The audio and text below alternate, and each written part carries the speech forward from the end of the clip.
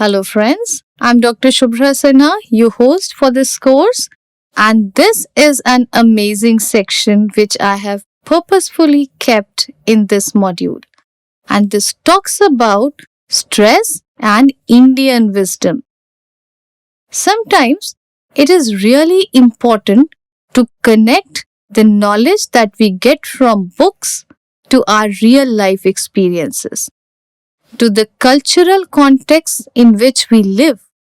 This helps us clarify the concepts for us and also to understand how these concepts emerge and are dealt with in our own cultural settings. See, whenever we adopt a culture appropriate coping mechanism or a culture appropriate cognitive style to look at something, we achieve success easily as compared to if we come in stark contrast with that. So, with this motivation, let us see what is there in this package. Here, we will talk about the emergence and discussion of stress in Indian thought system. Moreover, we will try to find out some conceptual models if it is there, which can explain why do we feel stressed. And finally, we will also be dealing with the type of stress mentioned in Vedanta and Buddhism. And lastly, there will be an interesting section which will let you know how we talk about stress and overcoming it in our folk wisdom. India, being the oldest civilization of the world, has a rich history and culture. The most mesmerizing aspect of Indian culture is its continuity. Despite many upheavals, the Indian culture kept continuing and being passed from one generation to another. It is known for its focus on holistic growth of individual, that too with a parity with the mother nature. We do not try to conquer nature, we try to coexist with it. And whenever we define human development, we always consider a very harmonious relationship between the person and the environment. So, lifestyle, what we have, what is suggested in Indian literature, is designed to grow, to expand, and achieve self-actualization. So, self-actualization is basically a state where a person realizes all his inner potentials or most of it and put it in its maximum use. We try to connect ourselves with the larger world. It has been always an auspicious goal here. You must have the term Vasudhaiva Kutumbakam. Means everybody is a family. See the kind of expansion of self that we have.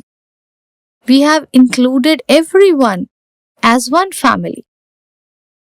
Another important goal to realize in humans' life is being free from fear, anxiety, and distress. It is considered important because if one is not able to get free of these vikaras, he or she will not be able to realize the highest level of consciousness in his life. India has a vast religious, social, and scientific literature of its own. And stress frequently come into those concepts, into those literary writings. Let us see what we find in our own cultural writings. Rao, proposing a model of why people feel stressed, comes up with three important concepts, that is Rag, Ashmita and Dvesh. Rag means your desire for something, your attachment with someone. So if we feel attached with something or someone and we are not getting it or we have a fear to lose it, we will quickly slip into stress.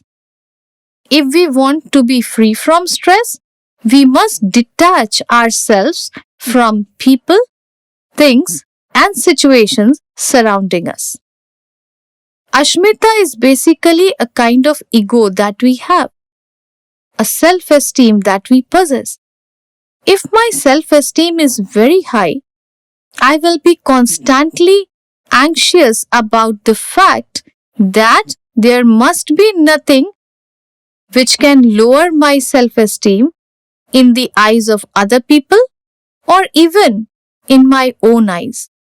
So I will be overconscious as if I could not make any error, as if I am completely a foolproof person, a perfect person. So Ashmita, if it is inflated, Ashmita is necessary for a person. I'm not saying that we should not have an ego or we should not have a self-esteem, but that should be moderate and must be kept under control. If it is inflated, if it is unregulated, it may cause a problem for us. It may become a source of stress for us. And finally, dvesh means hatred for something, repulsion for something. If we think of that particular person or object which we don't like, we suddenly feel stressed. That is why stressed is conceptualized as a manovikar, means feature of our own mind. We have ragas towards certain things, certain people. We have dvesh from them, and that is why we make ourselves stressed off and on. If we are capable of doing away with these two things and our Ashmita is regulated properly, we could be able to manage the stress at a much lower level. Three types of stress or three sources of stress are mentioned in Vedanta and Buddhism as per Rao. The first is adhyatmic, means which comes due to personal reason. My own faulty cognitive processes may put me in a stressful situation. My own ragas and dveshas may make me feel stress. So my personal reasons, or there may be sudden illness which I developed due to unhealthy eating habits or due to irregular lifestyle that I carry. All these things taken together make me stressed. So any reason which is within me, which is maybe consciously or unconsciously being performed by me, is called the source of stress. And that kind of a stress which is generated due to the personal reasons is called adhyatmic tap. Then comes the adhibhautik tap. Adhibhautik means which is due to the bhautik or environmental reasons, due to the situational reasons. Remember the situational stresses that we have been talking about a lot since the beginning of this course? These are the adhibhautik tap. Okay? And the third one is the adhidaivik tap. Means all those natural reasons that are not in one's own control. We have recently witnessed a very traumatic event, a high earthquake, very intense earthquake which came in Malaysia and Thailand, and see what kind of suffering people are having. But this earthquake, tsunami, thunderstorm, or this flood, this is not in our control. This is controlled by nature. Even the landslides in Himalayas, all these events are not in control of human beings. This is directly controlled by the mother nature. So all these kind of stressful events are categorized as adhidaivik tap. So our Indian system takes care of the stress which is originated due to the person himself, due to his faulty habits or some biases that he or she is carrying. Then due to situational reasons, and even in situational reasons, it discriminates between the environmental causes which are under control, which are caused by other people, or which are the reasons originated in environment that could have been controlled as adibhautik tap, and the natural reasons of stress that cannot be controlled by human beings, and that is known as adi daivik tap. Bhagavad Gita, which is considered a very pious book in Hindus, and also it is the source of all psychological wisdom. This is nothing but how you should live your life in order to have a happy, healthy, fulfilling, and growth oriented life. What this pious book says about control of stress. It suggests a 4-step managing process. First, manage your senses. Remember the 3 monkeys of Mahatma Gandhi who says, don't see bad things, don't hear bad things, don't say bad things. So what we are doing? We are managing our senses. If I do not speak something bad to other people, I may not get something bad in reward. If I do not look at the errors and shortcomings of other or something bad which is going on in the environment just for the purpose of criticism, I may keep myself safe from different kind of tension. So managing the senses is the first step. The second step is managing the desires. What is said in our culture? A person who have less desire or who know how to control desires is one who is actually happy. So managing the desire is the second step. If we cannot manage our desire, we will be striving all the time to get more and more and more, and the process will become never ending. The third step is managing the anger. Yes, the biggest enemy of ourself, anger. This enemy frequently puts us in very bad situations. Sometimes we feel angry, displaces it and shower it onto our family members. Again, we get lot of stress from their side also. We feel angry, we loses our power to think rationally, and we take decisions which prove to be self-defeating. So management of anger is the third important step to lead a stress-free life. And the fourth thing is managing the mind, the manas, and trying to make it free from all kind of impurities, the vikaras that it has. If we go through these 4-step process, we will be able to lead a happy life with stress, not distress. Now the most interesting thing. What is being said about stress and its management in Indian folk wisdom? That means the wise counsels that we receive from elders, from friends, or what is frequently written in our literary books that we read as bedtime story books or as novels. What are the phrases that we use when we converse with one another? Don't worry about the things which are not in your control. And there is no use of worrying about the things which you can control. Because if you have a control over things, you can change them anytime. If you do not have control over things, you will not be able to change them no matter how hard you worry about them or how much you feel stressed about them. So just check the rationality of your stress and then decide whether it's worth your stress or not. Particulars of one's life are pre-decided by the supreme power. So worrying has no use.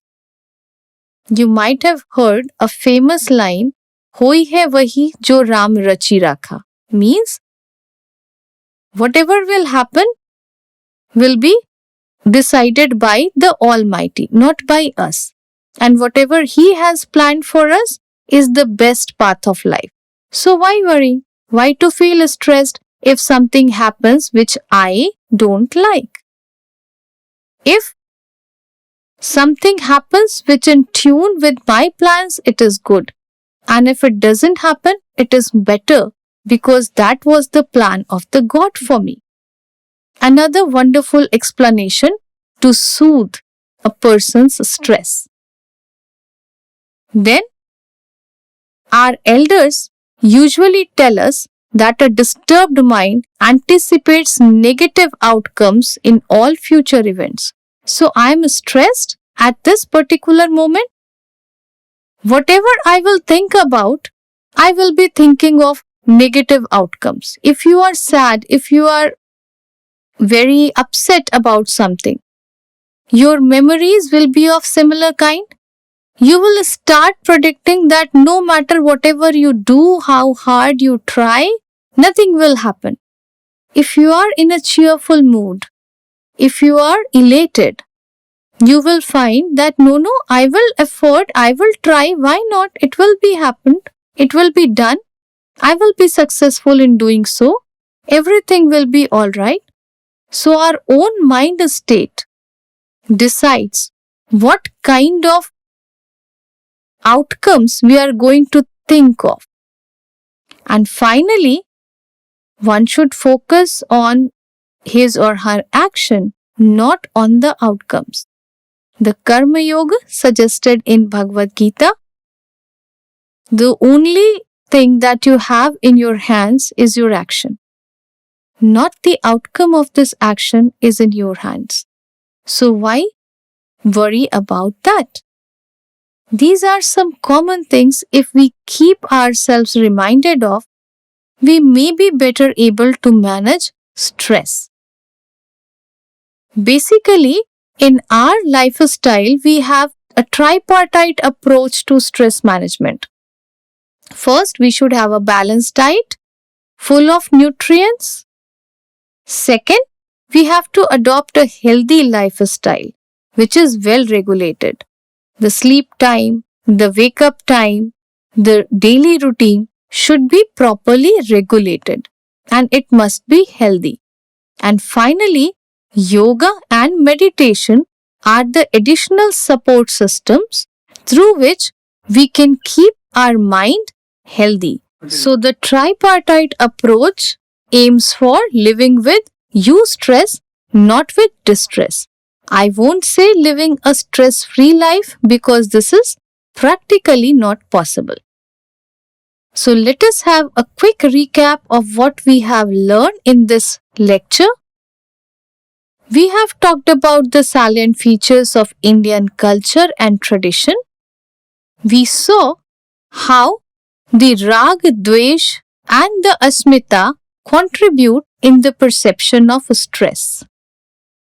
We also talked about the Adhyatmik, that is stress due to personal reason, Adhibhautik, that is stress due to situational or environmental reason, and Adhidaivik, that is natural reasons which are uncontrollable stresses.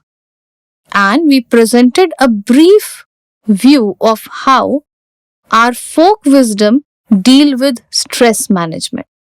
That's all for this lecture, and now the time is of activity 5, which is the last activity of this module. Let's do an interesting thing this time. Instead of working with your stress diary, let us find out how many words are there in Hindi or Sanskrit which refers to stress or similar concepts. See, there is a conventional understanding that whenever you have more words to refer to something in a language, that particular phenomena contains more importance in the culture. So if there are so many terms for stress and there are so many ways to manage stress, means Indians are very concerned and are very particular about managing the stress successfully.